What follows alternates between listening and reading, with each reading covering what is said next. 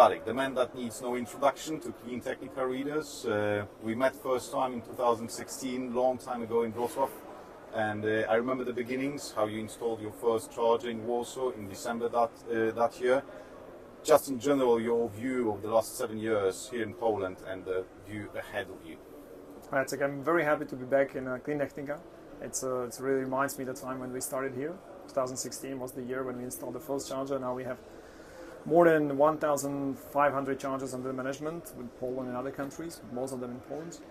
It was a great journey. I think at that time it was really about enthusiasts, people who trust that the electromobility can go this path, and I think there is no better place to reflect that than just this kind of a conference like we are sitting now today, when there is thousands of people, hundreds of companies presenting what they achieve or what they want to achieve electromobility. So it means that there is a huge trust in the transformation.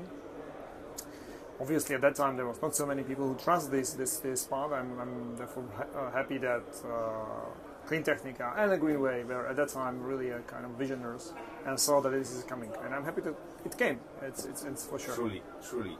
But are you in a spot now where you just need to sit down and wait for more electric vehicles in Poland? Because it should go this way, right? You know, electric cars, charging stations. You can't overtake the system too much because it will be idle, right? Yeah. So are you in the spot where you need to step back and wait a little bit, or are you chasing? No. I think the basic rules are established. And if I look internally into the company, I think basic processes, the business model, now it's much more clean than it was before. I think we didn't made a big mistake in setting up this company, how we set it up, and what kind of targets, what kind of business model we set. And I think it's fine. It's proven to be correct.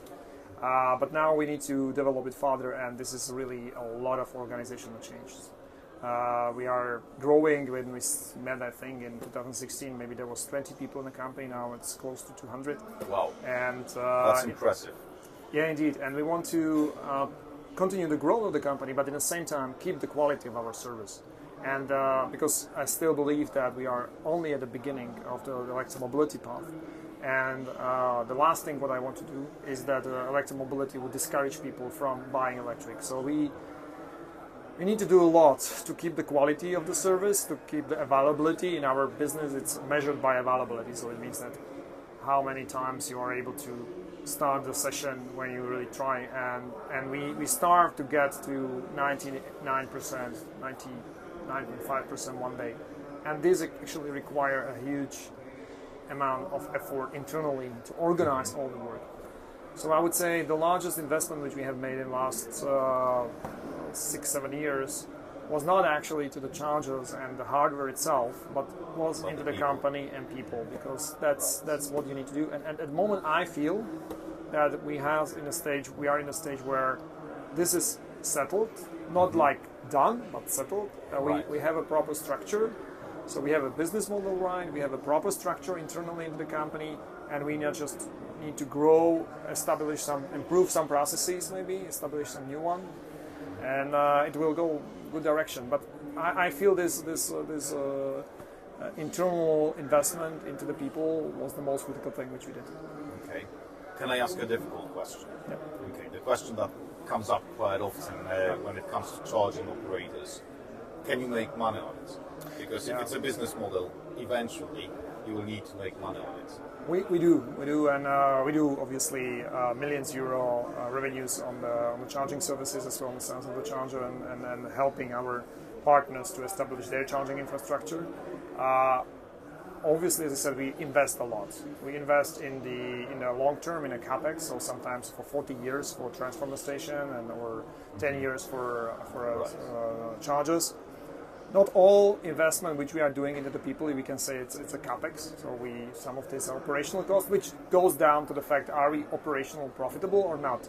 At this stage, not. And the reason is very simple: we are keeping investing our people, which costs the money, and you need to pay it every year. But I maybe have a different view than some accountant or auditor would have on that investment. Someone would say this is the money which we spent that year. I see that all this money are invested into the growth of the company. Yeah, it will return. It will return, I'm sure of that.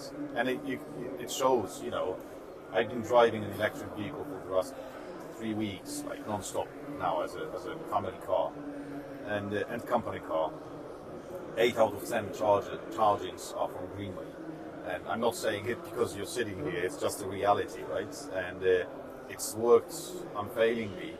And, at no stage, driving all over Poland, I never felt like, any range anxiety. Yeah. And this is what people need to understand. It's already here, right? It's great to have more of it, right, in the future, but already here, you're fine, you're safe, and go wherever you want to go. That's great, and I'm happy to hear that, because that's what we want to achieve back in 2016, when there was 6 fast chargers in the country. That was the time when we came. Exactly. So we wanted to achieve this, but the challenge is to keep this quality of the service going forward, building the still larger and larger charging hubs, because more and more people would like to charge, and we don't want to discourage them because they are waiting long lines. Yeah. Okay. How much AFIR is helping you today? Is it something that is changing the mindset to companies, to states, or is it just for you another day? You've been doing it, so you don't see any difference. I would say AFIR gives a framework. So at least now the states are in the understanding what needs to be built. In terms of the Poland, the main challenge is the distance regulation. So you need to build every 60 kilometers. You need to have chargers of certain capacity. Because when it comes to the volume regulations, so how many kilowatts of the public charging infrastructure is in place comparing to the number of vehicles. In Poland and generally in Eastern European countries, we are meeting that at this moment. We are actually overbuilt, so to speak, to the charging infrastructure. So therefore, it's even such a hard thing to start this business, because the competition on the charging side is already quite strong comparing how many electric vehicles to have. Right. But we have another regulation, which I said is that oblige country to build chargers every 60 kilometers on a 20 kilometers. I'm not so worried about that the charging companies would be able to deliver that. I think they will. The question is if the overall conditions in the country, or maybe even generally in Europe, is set in a way that it is possible. At this moment, the biggest obstacle which we face, and I think it's the case of the Poland, but other countries as well, is a grid connection. And when we say the AFIR, I think the AFIR is good. I think I would say the baseline. I think what we will have to achieve to really run electromobility is much above the AFIR requirements. But even to get to the AFIR, there will be a lot of work on the sides of the charging companies, but a lot of work on the sides of the DSOs, because we need more connections, we want them faster, and we want them bigger. And this is something which is hard to achieve, and what we have to. Okay, this is exactly what I read on your accounts. So we need a grid deal, not a green deal today. Exactly. And so the grid is one of the basic challenges today. Is it locally in Poland, or is it across Europe the same? No, it is across the Europe, and you know that I spend a lot of time as well in Brussels and discussing these topics on the European level. As you rightly said, I think we need a grid deal. There is no green deal without a grid deal, as I used to say, because we need a significant reform of our grid. And it's not only because of the electrification of transport, and not only because of charging companies, it's as well because we need more prosumers, more solar on the roofs, but we as well need to electrify the heat in the houses. We need to have heat pumps instead of gas or coal in Poland. So why not to jump from the coal directly to the heat pumps? Yes.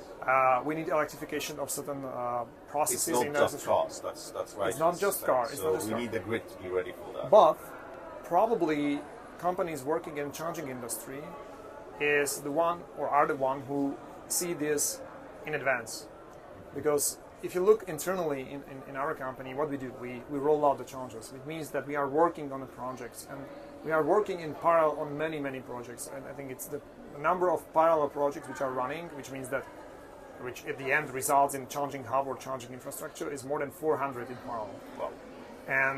And we see that these lead times, so the time between I spot the location until the charger is up and running, was 6 months before. In 2016, even faster. You remember that we built the first charger in December, and Yes, it was started. very fast.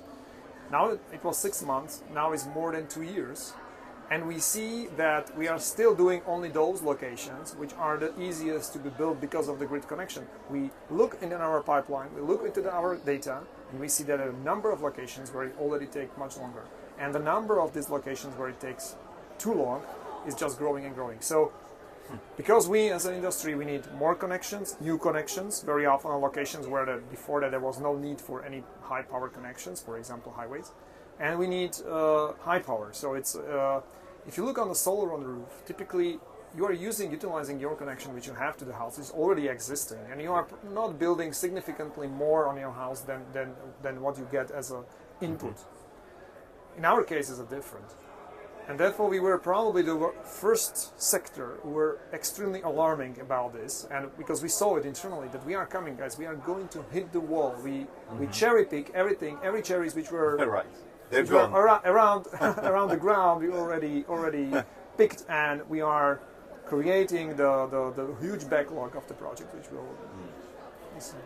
Interesting you mentioned solar, because that's where I am today in the solar business, and this is exactly what we are seeing. You know, one of the barriers today is grid connection, and of course, you know, there are subsidies for individuals, but at a company, you know, commercial utility level, the only obstacle today is grid connection.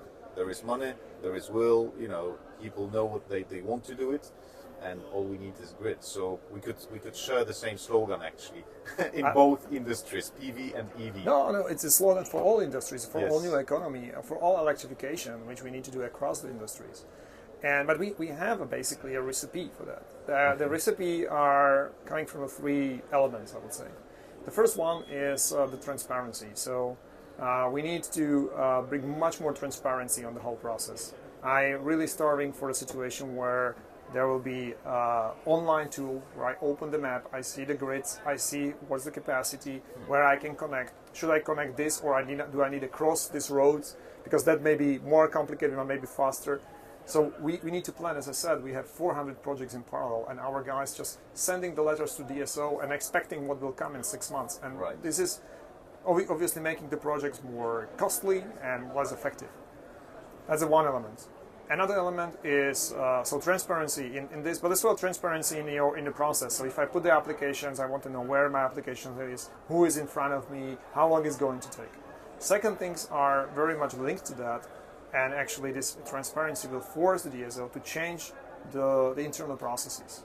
They need to digitalize much more. I'm not saying that they are not, but they need to get to completely another level.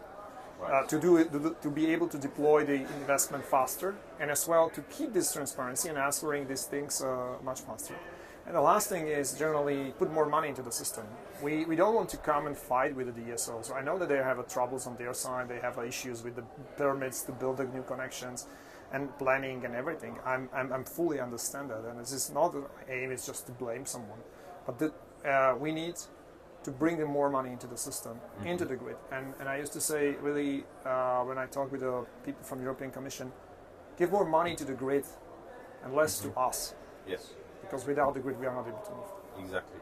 Oh, what about all the things you've said sound more like revolution to the grid operators than evolution, because there is no time to waste now. So they can't just wait until it happens slowly. They need to act now. Right? Exactly. Looking at all the targets we have, not just 2035, but also 2025, we need to act immediately. But in the same time, I think it's one of the biggest investment opportunities for these companies and for the shareholders at the end. They have shareholders that wants to have invest money, they want to invest capital, they want to have return. So I would say this is probably one of the single biggest investment opportunity which we have in Europe. We just need to get it right, and there needs to be a coordinated actions between this DSO, the owners, the shareholders, the decision makers, regulators in the countries, and the politicians. because politicians are running these discussions about the green transition, which is good. They now need to recognize that there is one important element which is missing, and they need to work as well with independent regulators. Every country has some regulator, which are able to use the tools to make this happen. Because at the end, all these companies and DSO, they are regulated business, they are natural monopolies, there needs to be regulations. So if these three elements, the DSOs and their shareholders and their owners, the regulators and politicians will work together, I think it's perfectly achievable, and it's a huge opportunity. It is. I think that's the key element today that I see, that politicians start seeing it as an opportunity, not just as a tool to run the campaign or anything else, because it's sometimes easy because people are afraid to fuel the concerns and the fears instead of promoting the right solutions that will be future oriented. Right? And I think it's both. It's a necessity and it's opportunity, and that's the perfect match. Yes, fantastic. Peter, it's been a pleasure to have you here. Thank you again for finding the time, and yeah, let's keep changing the world. Thank you. Thank you.